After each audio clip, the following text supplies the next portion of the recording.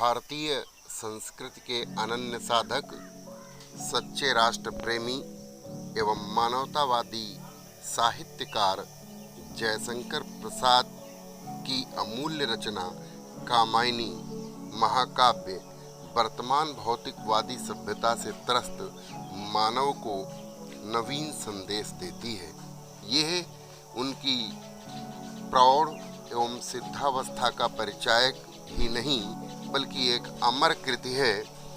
विश्व साहित्य की एक महानतम कृति है कामायनी, और कामायनी हिंदी साहित्य की अमर निधि है।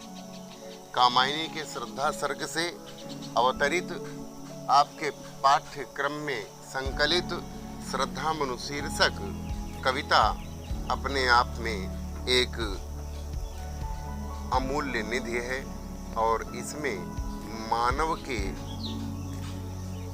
प्रादुर्भाव की कथा को वर्णित किया गया है।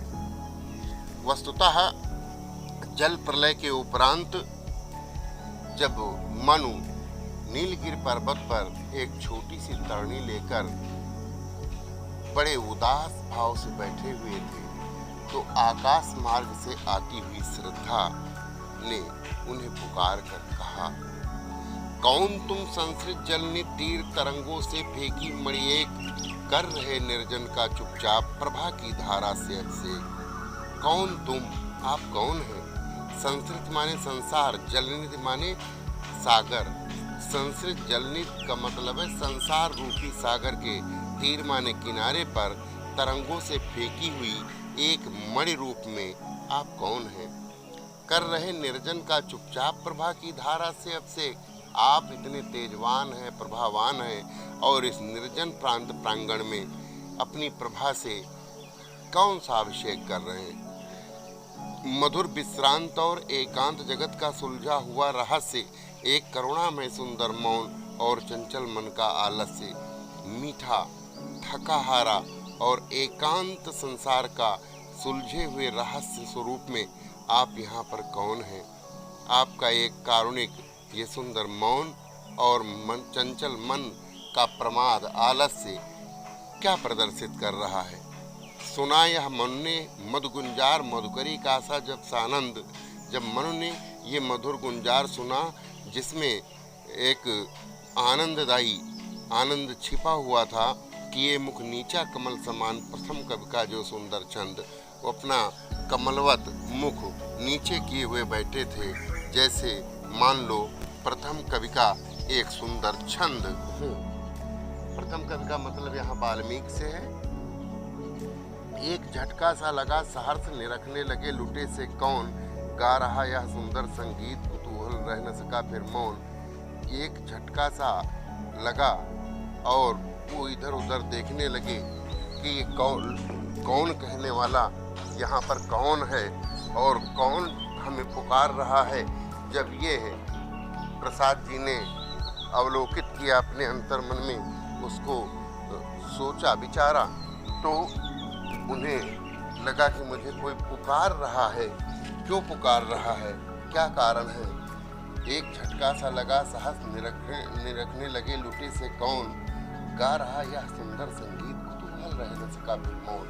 कुतूहल माने जानने की इच्छा, जानने की इच्छा शांत नहीं रह सकी, और ये कौन कहने वाला कौन बचा है, इसको जानने की इच्छा उनमें जागृत हो गई। और देखा वह सुंदर दृश्य, नयन का इंद्रजाल अभिराम। जब अपने नेत्र उठाए और देखा तो देख पर उन्हें बड़ा दिखाई दिया कि मानो नेत्रों का एक इंद्रजाल हो, जादू का पिटारा हो। कुसुम वैभव में लता समान चंद्रिका से लिपटा घनश्याम, पुष्प के ऐश्वर्य से भरी हुई कोई लता जैसे सामने हो, अथवा एक बादल का टुकड़ा मानो चांदनी से स्नात हो, चांदनी से लिपटा हुआ हो। हृदय की अनुकृत बाह्य उदार, एक लंबी काया उन्मुक्त। हृदय जैसे हृदय उसका उदार था, ठीक उसका अनुकरण करता हुआ उसका बाह्य रूप भी उदार था।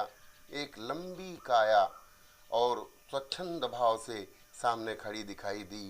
मधुपवन क्रीडित जो शिशाल सुशोभित हो सौरभ संयुक्त, मानो बासंती हवा में खेल रहा शिशु। साल माने साल का एक छोटा सा वृक्ष सौरभ से युक्त होकर, सुगंधियों से युक्त होकर सुशोभित हो रहा हो। अब यहाँ से कवि के द्वारा वास्तव में नक्सिक वर्णन किया जा रहा है श्रद्धा का, वो दृष्टव्य है। मसृण गांधार देश के नील रोम वाले मेषों के चर्म। क्या पहने थी श्रद्धा? मसृण माने मुलायम, गांधार देश के, गांधार देश में प्राप्त होने वाले नील रोम वाले मेषों के चर्म। नीले, नील यहाँ नील का अर्थ है काले से, काले रोमों वाले, रोम माने रोए वाले, मेष माने भेड़ों के चर्म के बने कपड़े पहने थे।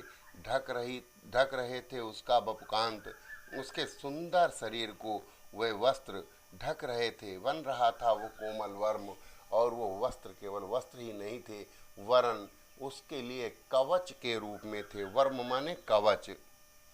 नील परिधान बीच सुकुमार खुल रहा मृदुल अधखुला अंग। बहुत ही इम्पॉर्टेंट परीक्षा की दृष्टि से उस काले परिधान के बीच में जो श्रद्धा के अंग खुल रहे थे, वो कैसे दिख रहे थे? खिला हो जो बिजली का फूल। यहाँ जो शब्द का प्रयोग करके कवि ने उत्प्रेक्षा की उद्भावना प्रकट की है।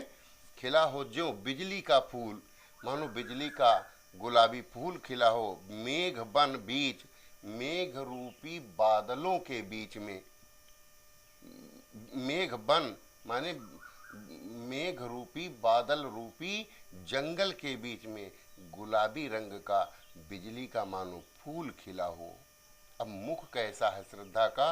ओह वह मुख पश्चिम के व्योम बीच जब गिरते हो घनश्याम।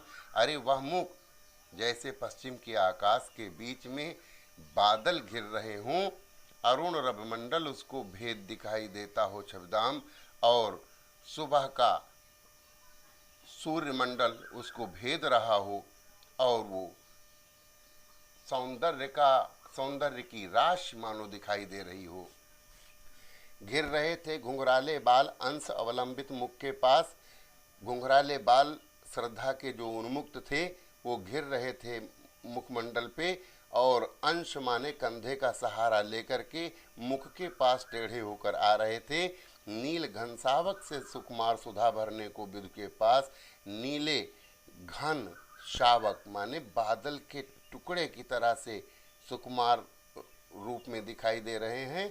और ऐसा लगता है कि जो मुख रूपी चंद्रमा है श्रद्धा का, उस मुख रूपी चंद्रमा से अमृत भरने के लिए वो छोटा बादल अमृत भरने के लिए उत्सुक दिखाई देता हो।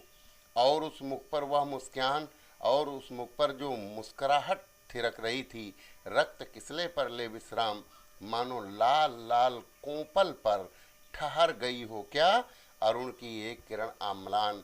एक अरुणिम बेला की किरण आकर के बिल्कुल आम्लान माने जो अलसाई हुई ना हो, आकर ठहर गई हो, अधिक अलसाई हो अभिराम, लेकिन उसके होठों पर आकर वो अलसा गई हो, वहीं पर ठहर गई हो, रुक गई हो।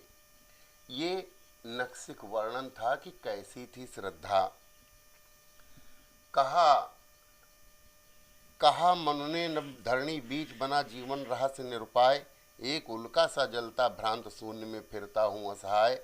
मनु ने कहा कि इस धरती और आकाश के बीच में मेरा जीवन रहस्य उपाय विहीन हो गया है। मैं एक उल्का पिंड की तरह जलते हुए भ्रांत स्थिति में शून्य में असहाय घूम रहा हूँ। और अपनी बात रखी श्रद्धा के सामने। कौन हो तुम बसंत के दूत? आप कौन हैं जो ये बसंत का संदेश दे रहे हैं? बिरस पतझड़ में अति सुकुमार, हमारा जीवन तो रसहीन हो गया, नीरस हो गया, पतझड़ हो गया है, और इसमें अत्यंत सुकुमार ये संदेश देने वाले आप कौन हैं? घन तिमिर में चपला की रेख, घोर अंधकार में एक बिजली की रेखा की तरह से आशा का संचार करने वाली आप कौन हैं?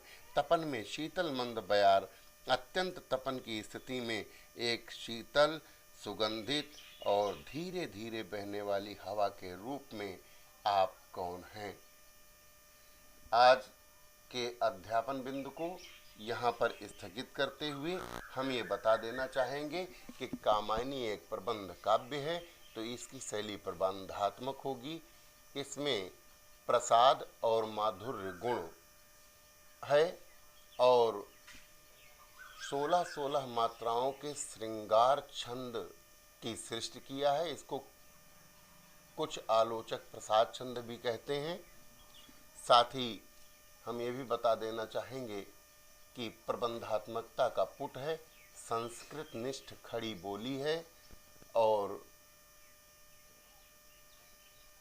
अन्यतम तमाम गूढ़ात गूढ़ विशिष्टताओं को लिए हुए उत्प्रेक्षा, रूपकातिशयोक्ति आदि विविध अलंकारों से संपूरित यही एक विशिष्ट काव्यांश है जिसका अध्यापन आज किया है और हम इसको लिखकर भी आपके पास भेजेंगे।